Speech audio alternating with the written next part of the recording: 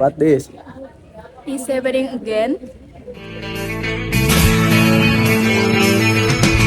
No one told you life was gonna be this way. Your job's a joke, you broke. Your love life's the old way. It's like you're always stuck in second gear. When it hasn't been your day, your week, your month, or even your year. But I'll be there for you.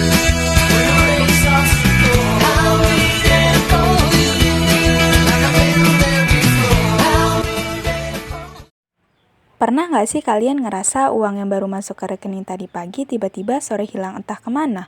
Atau pernah nggak sih kalian bertanya-tanya kenapa harga barang bisa naik, lapangan pekerjaan bisa bertambah dan berkurang, dan kenapa pemerintah sering menaikkan harga pajak?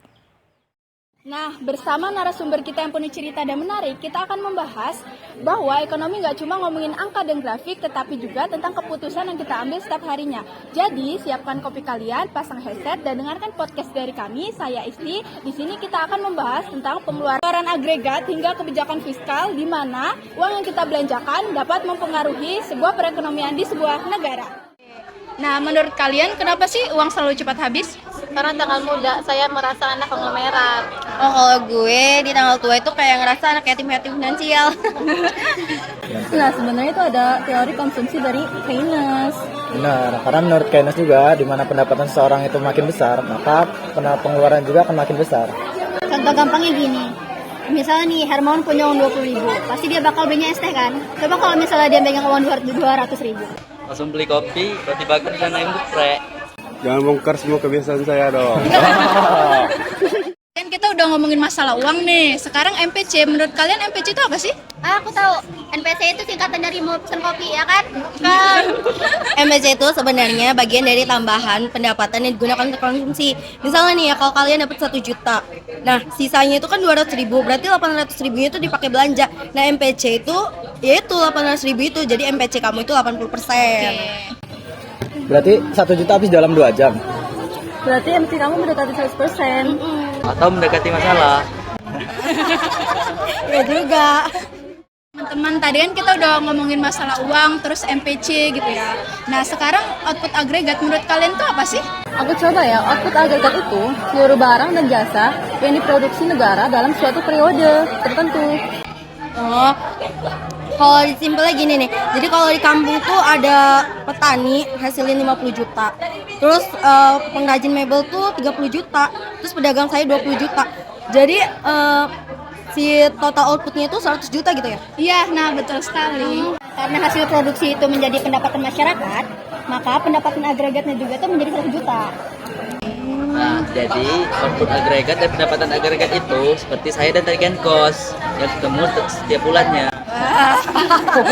Iya, seru. Dan kita kan udah ngomongin output agregat nih. Sekarang kita mau ngomongin tabungan agregat. Menurut pendapat kalian nih, tabungan agregat itu bagaimana? Bagian pendapatan yang tidak dikonsumsi. Misalnya Jessica nih punya gaji 3 juta, tapi pengeluarannya 2 juta. Berarti tabungannya 1 juta. Iya.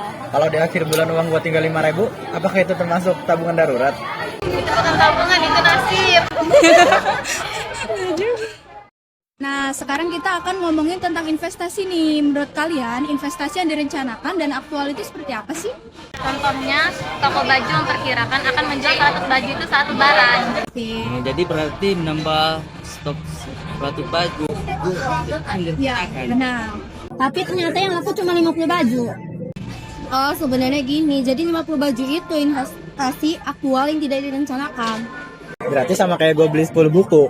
Terus yang dibaca cuma 1. Nah, sekarang ada bagian yang gak kalah penting nih. Menurut kalian, output equilibrium itu seperti apa sih? Yaitu kondisi saat produksi sama dengan pengeluaran agregat. Rumusnya jadi pendapatan sama dengan konsumsi ditambahkan dengan investasi. Iya benar, misalnya pabrik roti memproduksi 100 juta. Lalu seluruh masyarakat itu senilai 100 juta. Nah, benar. Itu merupakan kondisi equilibrium. Kalau roti dibuat 1.000 yang lakunya 800? Berarti pendapatannya lebih besar dari konsumsi ditambahkan dengan investasi.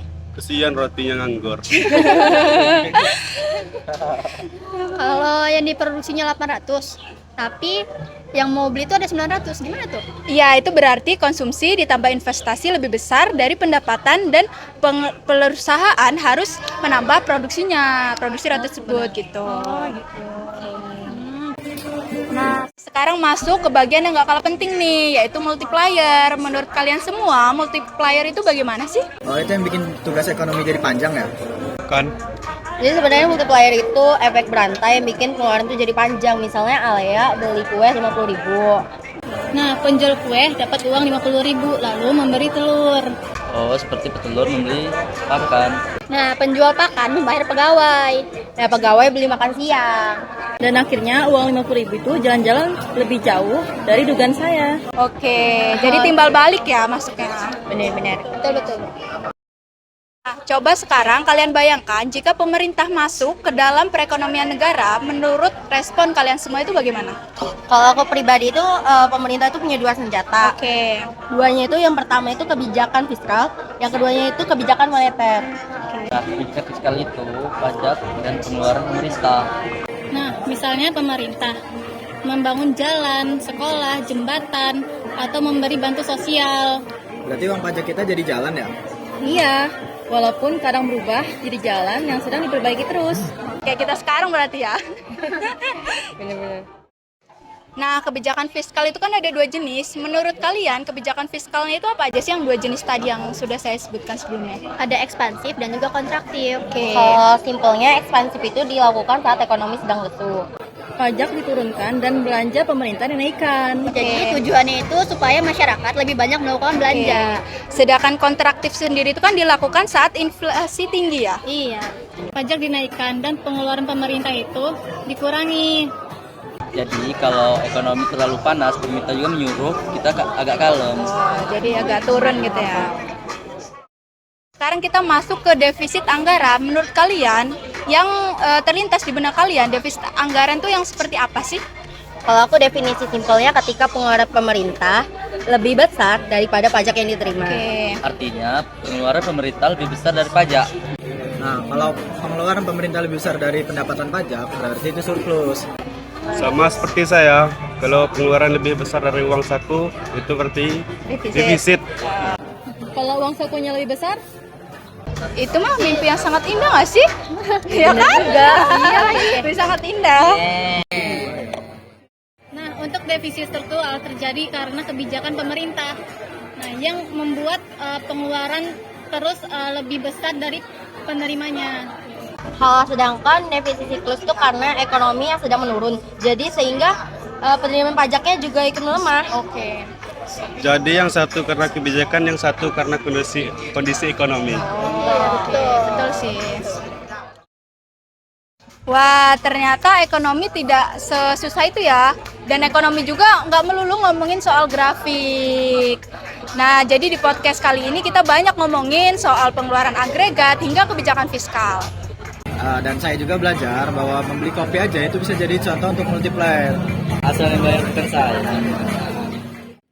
Hari ini kita belajar bahwa uang yang kita belanjakan dapat mempengaruhi roda perekonomian sebuah negara. Jadi, kalau kalian besok berbelanja online atau membeli kopi, ingat, kalian bukan hanya berbelanja, tetapi sedang menggerakkan roda perekonomian sebuah negara. Terima kasih sudah menonton podcast kami hari ini. Semoga apa yang kita bahas hari ini dapat bermanfaat untuk kita semua. See you guys! Kalau ekonomi negara harus seimbang, ekonomi dompet kalian juga jangan sampai defisit terus.